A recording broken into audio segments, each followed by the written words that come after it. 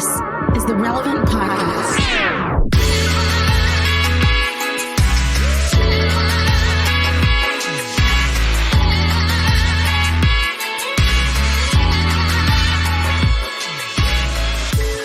It's episode 971, and it's the Relevant Podcast here in Orlando. I'm your host, Cameron Strang, and joining me from Loverland, Virginia, it's Jesse Carey. Hello, hello.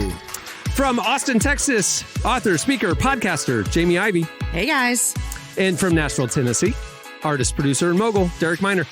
What's happening? Hey, well, we have some news, listeners, dear listeners. We're going into summer. A lot of people are going on summer break. This is Jamie's last show before she goes on a month-long vacation, sabbatical, unplug with her family to Italy. So this is, and I'm out, guys. She's out. So we just want to kind of soak in all the Jamie Ivy-ness that we can today.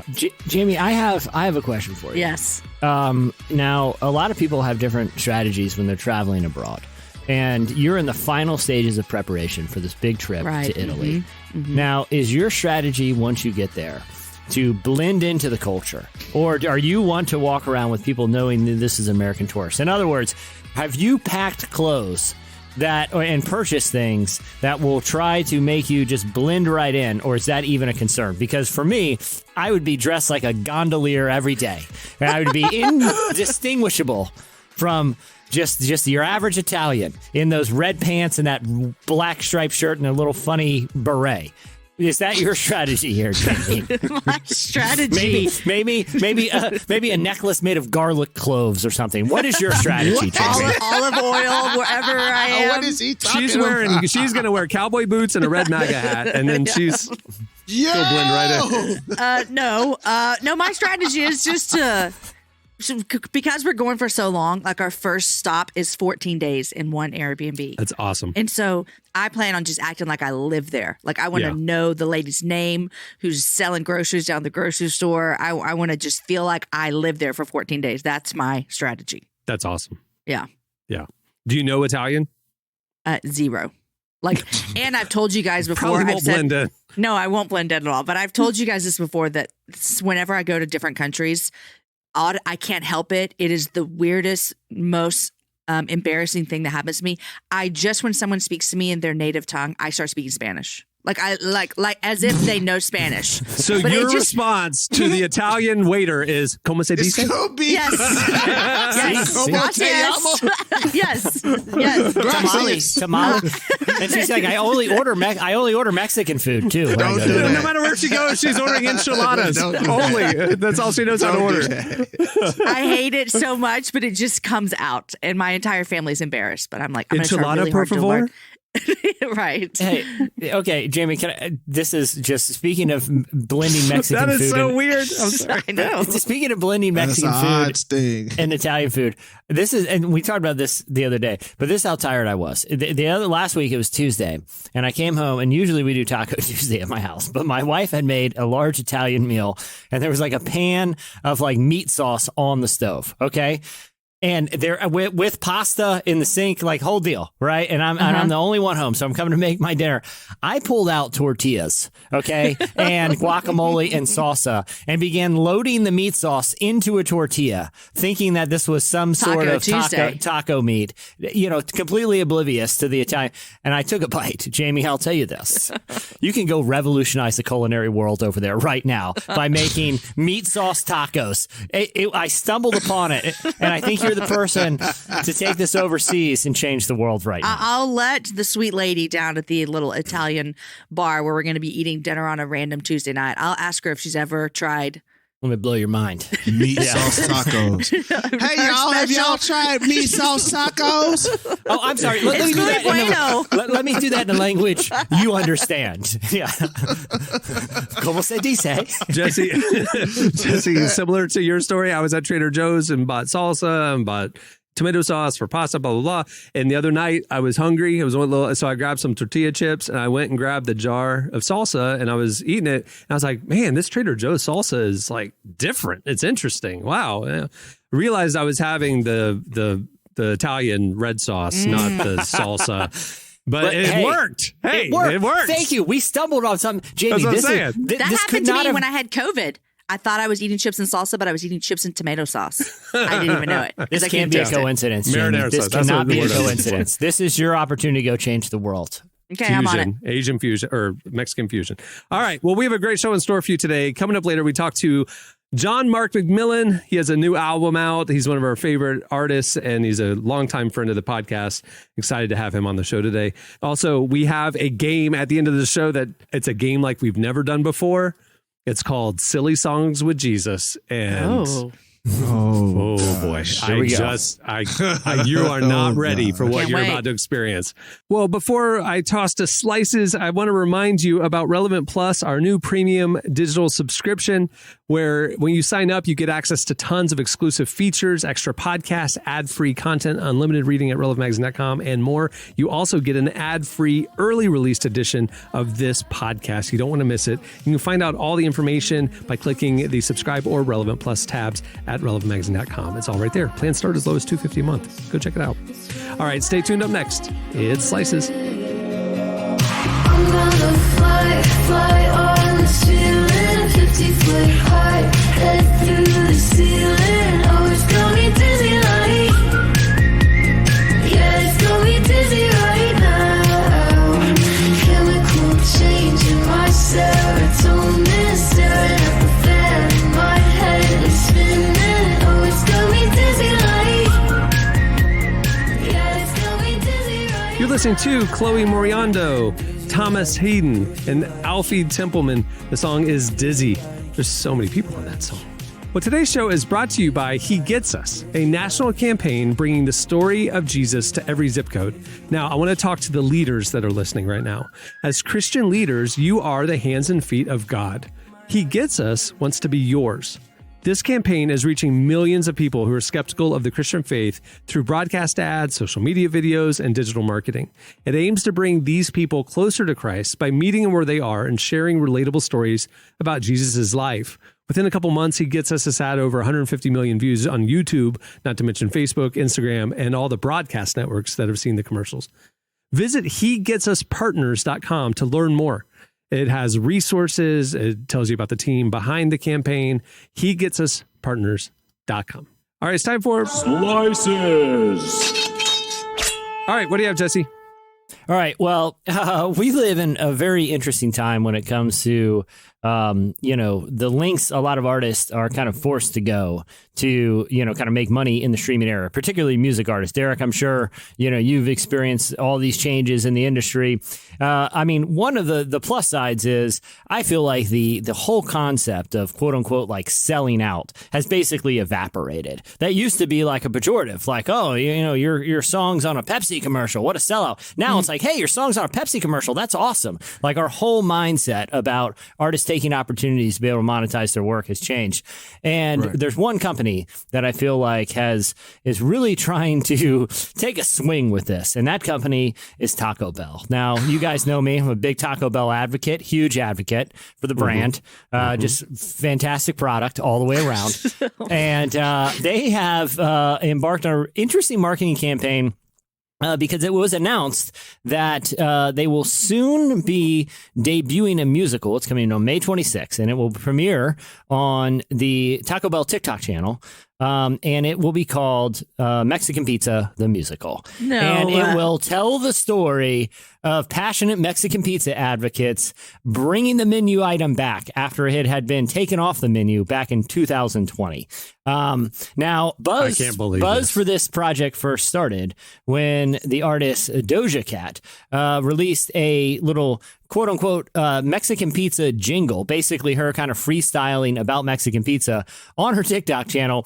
But the great thing was she prefaced it, basically acknowledging how cringy this was and that she was contractually obligated to do this rap about Mexican pizza. What? Well, by who? That was unclear. She signed an endorsement deal with Taco Bell. And evidently part of it was, hey, you have to release a TikTok freestyle about Mexican pizza. She obliged with her preface that she knew this was pretty corny, and it went viral. And in the wake of the virality of this video, Taco Bell was working behind the scenes to actually bring the Mexican pizza back, which they allowed Doja Cat to announce on stage recently at Coachella. So so she just got to own the moment. And it turns out that in January, Dolly Parton in an interview was randomly asked about Mexican pizza. And she said, sure, I'd bring it back. But that seems to be her only connection to this product. But she, too, has been linked to this musical. It will star Doja Cat, Dolly Parton, and who knows who else. And it will be a musical about Taco Bell bringing back the Mexican pizza. And they've actually hired, legit movie and TV writers to write the musical, presumably spending a lot of money.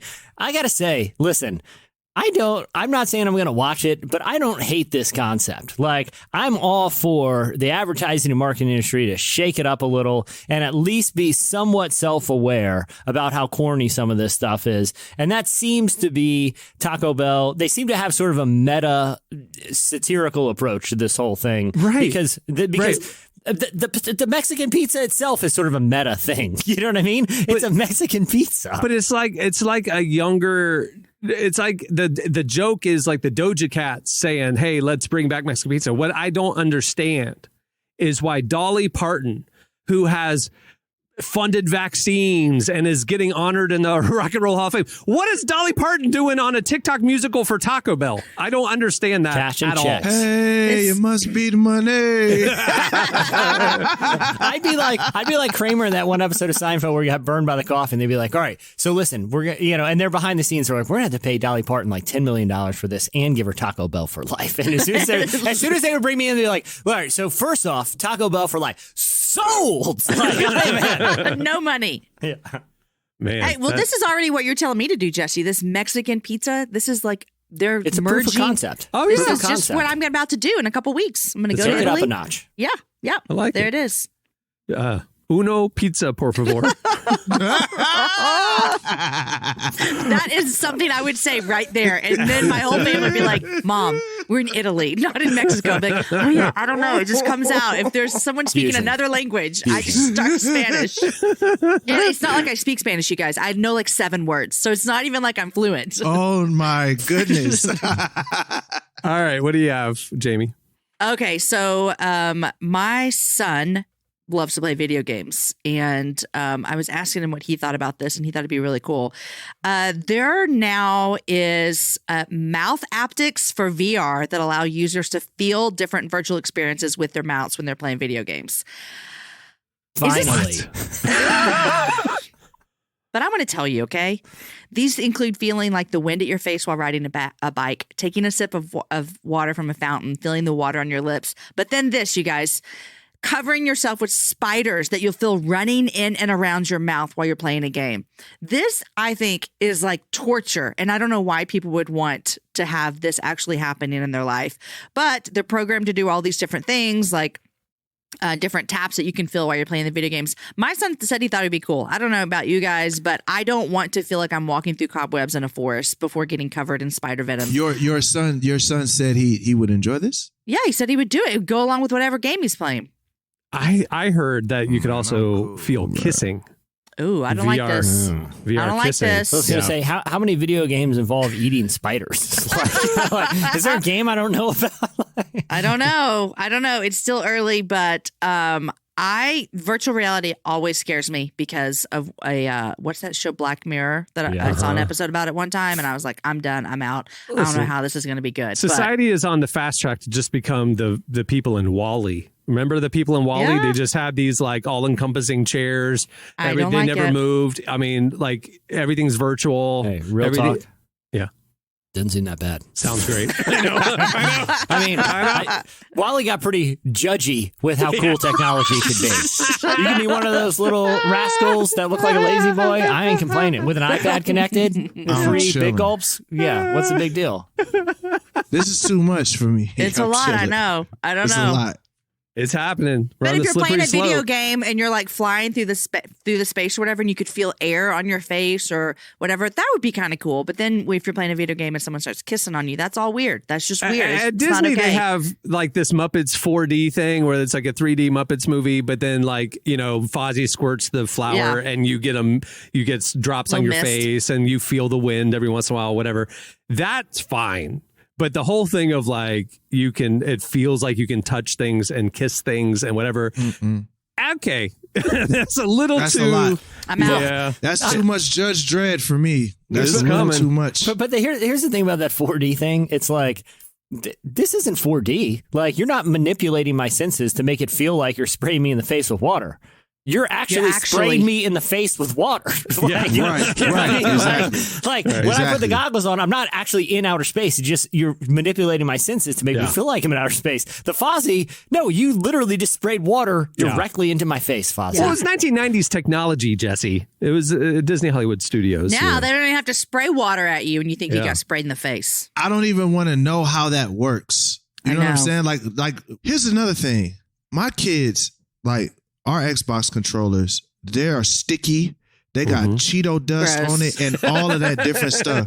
Like, imagine putting on a helmet. Like, do you clean the little mouthpiece where they kiss It's you? just or whatever? yours. Like, It's just your own mouthpiece. And I It's mean, like what putting if your you? retainer in every night. It's like you know? it's like a family toothbrushes. You don't use one toothbrush. You all have your own toothbrush. You have your own helmet. But we do get rid of our toothbrushes after a couple months, though. Well, the maybe dentist we'll says have every 6 months. You know what I'm saying? So like, yeah. So I'm saying, like, do you get rid of the kiss thing? It probably The has VR a kiss thing after sanitizer that 6 comes months? with it.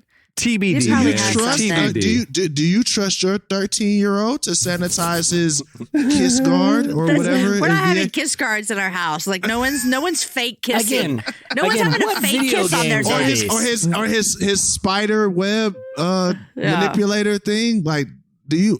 I don't trust that. I don't Dude, like know. what mission in like Fortnite or Call of Duty? It's like, all right, now you got to go kiss the bad guy, and it's like, It's a kiss of death, Jesse. Yeah, I mean, You do the cheek and Every then you kill him. 13-year-old boy would want to go play that game. and Just then FYI. then you got to go eat some spiders. Yeah. Derek's gonna come in, kids are in bed, he's gonna put on the helmet to play some games, and all of a sudden, this tastes like Cheetos. What? Gross. This technology is unbelievable. They can make spiders. I ate spiders that taste like Cheetos. I don't know how they did it. Oh, stop, y'all! Stop! Get grossed out for real. All right, quickly. What do you have, Derek? All right, mine is real quick. Scientists found the yellow brick road. Oh, Yeah, from that was in Wizard the of Wizard Oz, of right? Oz. Yeah, Dorothy. Yeah, there was this submarine that was in the ocean, and they were looking at the bottom of the ocean out there by Hawaii, and they saw a man-made yellow brick road on the freaking Hawaii is just dope. You know what I'm saying? Like Hawaii, y'all got the Wizard of Oz yellow brick road right at y'all little island, bro. So that's crazy. Wait a you second. know? On the floor of the ocean, there's a man-made yellow brick road. Yeah, hold on. Let me see. It's the Well- floor. I'm gonna read it. Oh, go ahead. I was going to say, I was looking at this one too, because it looks exactly like what you would think a bricked road would look like. But evidently, scientists It's are natural. saying it's some sort of volcanic, the remnants of some sort of explosion, and it, settled that way. So it doesn't lead to like Atlantis or I something. know a you're yellow saying. brick road If when I you see it. believe that, Thank you. you know what I'm saying? I'd rather believe that Atlantis is under Hawaii. So I'm going to believe what I want. Yeah, both of them seem equally plausible to me. I agree. All right. Well, that'll do it for Slices. Stay tuned. Up next, John Mark McMillan joins us. Even when I'm making mistakes, even when I'm making mistake, it's much better than that.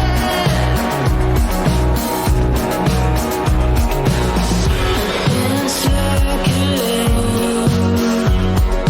but my baby takes me. You're listening to Sharon Van Etten. The song is Mistakes. Our guest today is John Mark McMillan. He's a singer-songwriter who's written popular worship songs like How He Loves and his latest single, Awake in My Dream. He sat down with our very own downtown Emily Brown to discuss why it's important to not be afraid of dreaming big, why Christians should have more hope, and how you can walk alongside God to achieve your dreams. Here's our conversation with John Mark McMillan. Struggle down the pipes, and some of it you can't resist. And then again, you're still alive, son. It only plagues those who exist. Find the strength of God in life, son. There's no joy than pain in it. how was it getting to play live music again, especially after 2 years of not getting to do it at all? It was very exciting. So it was exciting and daunting because I realized, so I didn't grow up singing like as a singer like my wife did. She grew up singing, so she can sing at any moment. Stop the car on the side of the road, get out of the car, sing a song, any song. She can just sing. She sounds amazing. I had to kind of learn how to sing late in life because I was more of a songwriter. And I realized that I hadn't kept up my voice through COVID. So it took me some time to get back into actual singing. We did a Ukraine benefit show a few weeks ago, and I was rehearsing the songs. And I remember almost just getting emotional practicing this song I hadn't played in a long time. I was like, why am I getting so emotional? And I realized I love playing. I love being with my band, and I love singing with people, and I love, the worship and the rock and roll and the conversations and all the weird stuff that we do at our shows. Like I missed it a lot, but mostly I just missed being with those people and singing and, seeing their faces and hearing their voices and just being a part of that thing that you can't recreate at home on a screen, I don't ever wanna take you for granted. I just wanna feel the hunger. I just wanna feel the heat. I don't ever wanna take you for granted. I just wanna live another night under the lights like an Another thing I'm really excited about is your new music. You have a song called Atlanta out now. So what's the story behind that song? Where did it come from? So Atlanta was the place when I first started in my music career. Growing up in Charlotte, North Carolina, Atlanta's the city you go through to get anywhere, right? It's a Delta hub, so you always fly through there. You drive through there if you're going out west. The second verse specifically is about a story with my son. And he wasn't speaking very much, and he was already like 3.5, and we were getting worried. I was recording an album in Atlanta, and we went to a movie. We left the movie theater, and it was snowing in Atlanta, which is weird. Snowing. It never snows in Atlanta or Charlotte. And because of that, no one was around. The whole city was empty. Like this massive city that's known for its traffic, and it's just totally empty. So we're just walking to the car in this like ghost town, and my son is on my shoulders, like just screaming for joy at the top of his lungs because he can hear like his voice bounce off the buildings, echo. And I was like, I hope he talks. I hope he's okay. But you know what? If he's not, if he's, a special needs kid, or if he had whatever he is, he's going to be happy. And that's all I care about. I'm like, you know what? I'm okay with whoever he is, as long as he's happy, and he's going to have joy in his life. And then he ended up talking, and now he's a straight A kid, and he won't stop talking, but yeah. So Atlanta though, that's just an example of a story from Atlanta where like, I remember that place. I remember Atlanta for Atlanta, and it's not just a stepping stone. And I think the metaphor there then is your life. A lot of us, myself included, think that our normal mundane lives are just the stepping stone to the next thing. We're always waiting for the big thing to happen, for the big break. Sometimes the best things are the things that are happening in normal life, and there's a lot of magic and love and God right there in the everyday. We're just sometimes too blind to it because we're over familiar, or we're too ambitious for the next thing, Yeah, I think that's so true. So many of us focus on what's next and the future and our dreams. So I'd love to know, how do you stay mindful in your current situation or season? What do you do to make sure you're not only looking to the future, but also looking at what's going on around you? I think we tend to be very busy. I'm very, very busy. I have to force myself to stop. And I've kind of realized that rest is actually a different type of work. Like just stopping is not an easy thing to do if you don't plan for it and prepare for it. At least in my stage of life, we have 3 kids, and we do the music thing, and we've got business stuff and church stuff, and we're married and love each other, so we want to like keep our marriage alive and happy. So there's a lot going on, and so I've realized that it actually takes planning, and so I have to kind of plan to stop. And honestly, I've been working really hard since COVID, putting out singles. We put out singles every 6 weeks for a while, and then we took a break. And I finished up the other singles, and we're putting out singles every 6 weeks, or sometimes quicker than 6 weeks. And I realized, I feel like I'm running out of things to say. I was like, God, why am I running out of things to say? And I realized it's because I haven't spent a whole lot of time, for lack of a better term, listening. But I have to plan for it, if that makes any sense.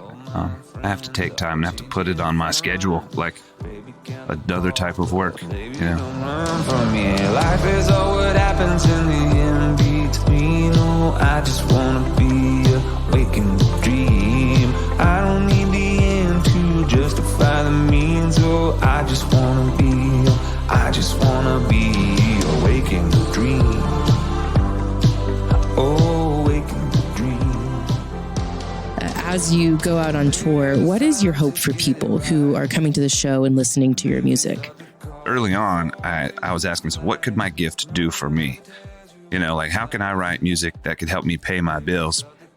How could I write music that could help me have a career making music? And now that I've had one, it's sort of like, well, then the question has become like, what do I have to offer all these people that are coming to my shows? You know, like, my ultimate goal is to serve them and do something for them. And so I kind of decided, if I can create an evening, create a night that reminds people that they are a miracle, you know, that their life is not normal, their life is not common, that they are not just a common thing. If I can defamiliarize them with their own life for a couple hours, you know, and remind them that they're loved by God, but do that in a way, you know, we sort of live these lives where we become so familiar with our everyday lives, we forget that, like, there's nothing like this happening anywhere else in the universe for like light years, you know? I mean, and if there is, it's so minute that it's sort of like, it doesn't matter. It's sort of like most of the universe is like empty. Most of the universe is like nothing. And most of the universe is not aware of itself whatsoever. And here we are, human beings, you know, living these lives and walking our dogs and going to work and bumping into friends and getting frustrated at coworkers and struggling to pay our bills and working through relationships. And we forget that, like, all of this is like incredibly uncommon in the universe. Like, and to me, some people that doesn't seem to matter, but to me, the fact that, you know, living itself is like an unreal privilege that, you know, and I think it's important that we find joy in it. You know, I think we have a responsibility to, like, really find joy in the lives we've been given, because they're just so incredible, every single one of them. I'm gonna prove my love. I'm gonna prove my love. You know you couldn't lose my That was John Mark McMillan. Stay tuned. Up next, it's, oh boy, Silly Song with Jesus. I've got you down on your knees, so won't you give it up? I'm not going away. Stop to remember all the stupid bends that you ever made. Dreaming forever of where the light is delayed. And baby, won't you try to forget the things you said when you went away? You're listening to Yumi Zuma. The song is Where the Light Used to Lay. Okay, it's time for Silly Songs with Jesus. All right, this is a game that our very own Tyler Huckabee put together based on a feature we ran at the site a couple of weeks ago. Okay, there's a whole world of Christian parody videos that are parodies of big pop songs, and like little, you know, local church made a little like spoof on it. Okay, Yeah. we posted a collection of the most cringeworthy, unbelievable ones. And here on this game, he has adapted it for the podcast. So here we go. I'm going to read his copy. For almost as long as there have been pop songs, there have been parodies of those pop songs. People who want to ride the coattails of a hit with their own unique spin. Sometimes these can be funny, as seen in the work of like Weird Al Yankovic. Sometimes they're annoying, and sometimes they are fully sanctified, as you can see in the deep and wide YouTube rabbit hole of Christian pop song parodies, in which no Christian message is too much of a stretch to be slapped on over a number one hit. Here on this game, each player will get the titles of 2 Christian pop song parodies. One of them is an actual Christian pop song parody we found on YouTube. The other was made up. If you choose which is the real parody, you get a point. If you guess wrong, your favorite song of all time will be parodied by a Southern Baptist church with too much money. All right, starting off, here we go. Jesse, we're going to start with you. Here's the 2 options. This is a parody of Justin Bieber's Baby called Save Me, or a parody of Meghan Trainor's All About That Bass called All About That Christ. Which is the actual one? I really want it to be All About That Christ, so I'm going to go with it. You know I'm all about that Christ, about that Christ. No. Devil. I'm No all about devil. that Christ, about that Christ. No devil. I'm all about that Christ, about that Christ. They play this in hell for sure. About that Christ, about that Christ. They play this in hell for sure. That's not all right. Good job. Allow They me to played be in the hell. first to say, checkmate, atheist. Exactly. All right, Jamie, you're up. Parody of Beyonce's Single Ladies called Modest Ladies, or a parody of Rebecca Black's Friday called Sunday, which is the actual parody. I want to hear the Modest Ladies so badly. I learned how to shop. My looks got pop, and I know my dad approves. If it's trashy, then I just hope I get all of these wrong. If it's trashy, then you gotta put the moo-moo on. If it's trashy, you got to put the moo-moo on for Modest Ladies. Oh my gosh. All right. 1-1. We're off to a hot start. All right, Derek, you're up. I'm totally fine if I lose this game. Parody I'm of not Taylor even tripping. Swift's Shake It Off called Put It On, or a parody of Mark Ronson and Bruno Mars's Uptown Funk called Holy Spirit Funk, which is the actual parody. I'm gonna pick the most fire song of the 2, and because I know that Christians ruined this one, and then we're gonna go with Mark Ronson. Holy Spirit Funk. Teaching, preaching, tearing it up. I knew y'all was gonna ruin this song. From night to dawn, spirit falling so heavy. He's good. Amen. Tongues of fire take you higher, man. So Hey, good. man. Amen. Make Benny walk. Oh my gosh. Real talk, that was actually not that bad. Keep it rolling. Keep that one rolling. All right, next round. doing? Dude, we're tied. 1-1. Here we go. Next round. Jesse, you're up. The parody of Michael Jackson's Beat It called Read It, or a parody of Eminem's The Real Slim Shady called The Real Sin Savior, which is the one. Again, I'm going to do the one that I want to be real, and that's Eminem's Real Sin Savior. But if Jesus loved his enemies and Pharisees, and there's no reason that you can't get another chance and believe. But if you feel a slight chill, I got the antifreeze. This is not a fantasy. It's important and it's free. I'm sin freely by Christ for real, baby. It's a wonder he saved me. This is a sin. So won't you tell him? Say This is sin for real. This is sin. This is sin for real. This ain't even this. This is a sin. This is- It's actual sin. Look, the new NF album is fire. Oh God. God is not happy right now with sorry. y'all. I'm sorry. God is not happy with y'all. All right, here we go. Jamie, you're up. A parody of LMFAO's Party Rock Anthem called Party Praise Anthem, or a parody of LMFAO's I'm Sexy and I Know It called I'm Blessed and I Know It, which is the real one. It's number one. It is I am blessed and I know it. We work hard. When I walk in the word, this is what I see. Blessings raining down as I'm falling to my feet. I got a passion in my heart, and I ain't They afraid definitely to did show this it. at a Show it, Pentecostal show church, it, bro, for show sure. it. I'm blessed and I know it. Oh my gosh. Hey, so what You guys, happened if we get here's- the question wrong?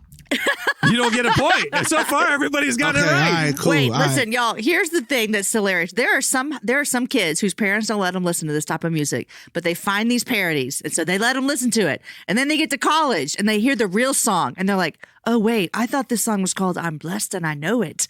And all their friends make fun of them because No, Jamie, don't say that, bro. there are people out there that would do that. I listen to edited hip hop. I still do. I always have. I still do. Because in high school, good youth group kid, I bought my CDs at Walmart. Always edited clean. hip hop is different than this. Radio? No. that. I was at a Kendrick concert once, and I heard the real lyrics of a couple songs. And I was like, oh, like I didn't even know it said that. And I'm an adult. So anyway, all right, Derek, you're up. Here we go. Parody of Black Eyed Peas' "Boom Boom Pow" called "Boom Boom Power."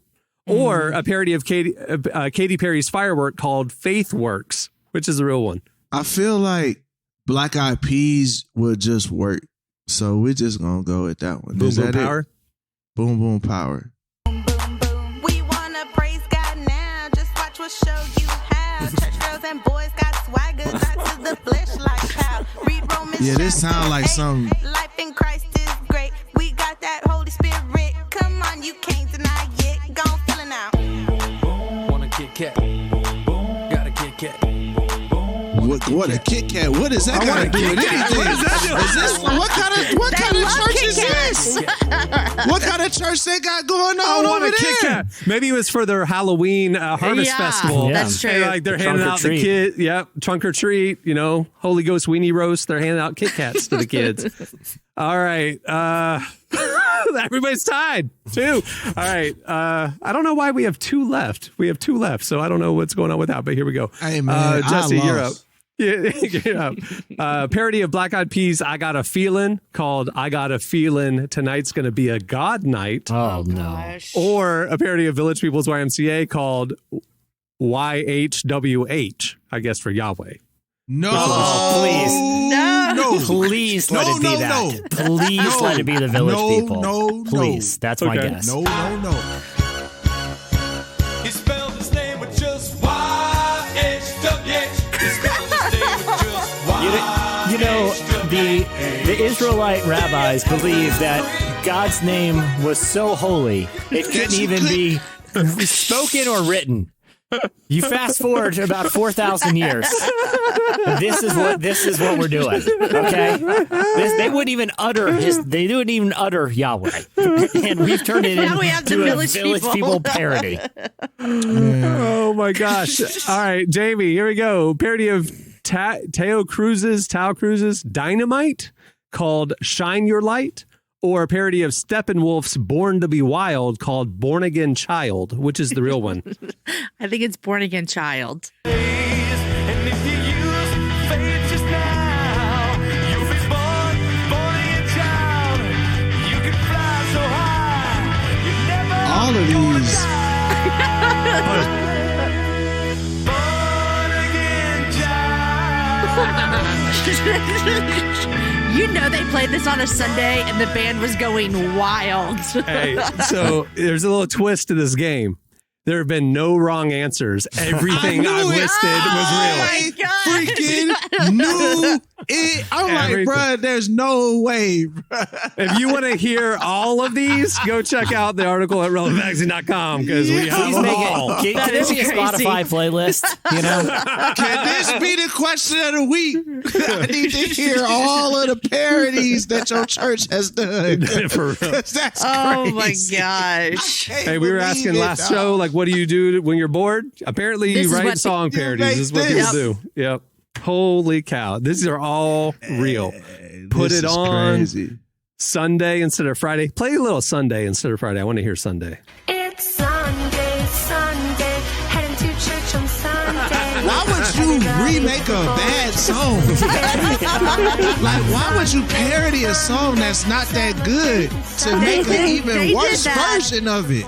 They did that at middle school youth group. That's how they welcomed them in. Like, come on in, guys. No. Oh, that's true. Oh, my Why gosh. would you do this, man? Okay, hey, I want to hear one last one. Taylor Swift, Shake It Off, called Put It On. I want to hear that one. Let's see. What is Put It On? But God offers us some help. Gives us a brand new self. Put your old life on the shelf. Need you put it on. Shoot me. Right now, shoot way me. too long. Just Is it shoot the me. armor? She's talking about putting on your armor of God? On your new self. Get Good. rid of all this wrong. Checks out. Need you put it on. See, I thought maybe it was going to be a modesty parody. Like, put on Like, it more was like, put on more clothes. clothes. No, she's armor of God. She's going straight medieval on it. I love it. Yeah. Wow. Ah, Good. Well, Shoot me. That's hilarious. Go check them all out. Well, listen, before we wrap, I actually want to let the listeners know the person on the ones and twos back there playing those tracks for us. Clark this is his last show with us. He is moving on to a new organization, taking on some new challenges. He's been with Relevant for 4 years. You've known him on the show. We're going to miss you, Clark. We wish you all the best. You want to say anything? Oh man, I just, I love everyone on this cast. You guys are going to do a great job, and the show's going to keep rocking. So really been a great few years. Appreciate you, man. We love you, Clark. We love you, man. We love you, homie. Appreciate everything you've done. The voice cracking and stuff, man. We love you, dog. You know what I'm saying, Excited for what's next for you. I love you guys. Stay in touch, big homie. For real, you got my information. Hit me up. Stay in touch, bro. Well, before we wrap things, I want to thank John Mark McMillan for joining us today. It's always a pleasure having him on. I love his music, and it's fun to have him on the show. Hey, a couple updates. Head over to relevantmagazine.com to see all of our daily content and sign up for Relevant Plus to get exclusive features on the site, ad-free reading, unlimited reading on the site, plus, like I mentioned at the beginning of the show, exclusive podcast, this podcast ad-free, an subscriber edition of the magazine, and so much more. Find out all the information by clicking the Relevant Plus tab. Plans start as low as $250 a month. Also, while you're at the site, make sure to check out our spring digital issue featuring conversations with Bob Goff, Channing Tatum, Brooke Ligertwood, Adam McKay, Ryan Reynolds. It is a jam-packed lineup. You can see the ad-supported free version at the site. Also, while you're there, check out our daily devotional series, Deeper Walk, which is presented by Lumo. There's a morning devotional email you can get, or you can check it out under our faith section on the website. And if you like the show, if you like what you're hearing, tell people, rate us, review us wherever you listen, whether it's Apple Podcasts, Spotify, or any of the other major platforms. It helps the algorithm, helps people find the show, and we like the feedback. Also, if you're interested in working with us, we have been posting some job openings at Relevant. You can find out all the information at relevantmagazine.com. We'd love to hear from you if you're very, very, very good at what you do. Okay, on that note, we'll wrap it. I'm Cameron Strang. I'm Jesse Carey. I'm Jamie Ivey. I'm Derek Miner. And hey, Clark, get on your last show. Yeah. Say your goodbye. And I'm Clark Flippo.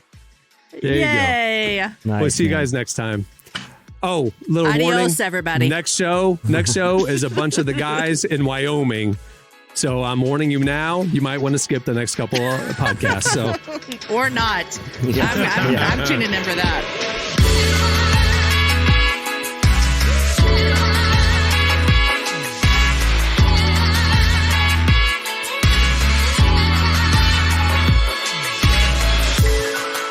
Thanks for listening to the Relevant Podcast.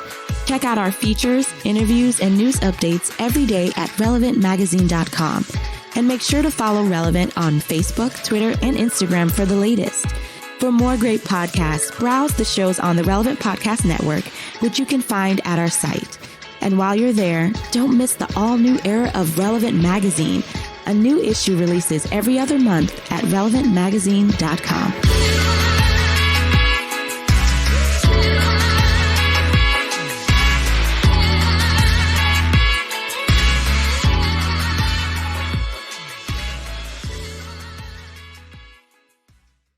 I ate spiders that taste like Cheetos.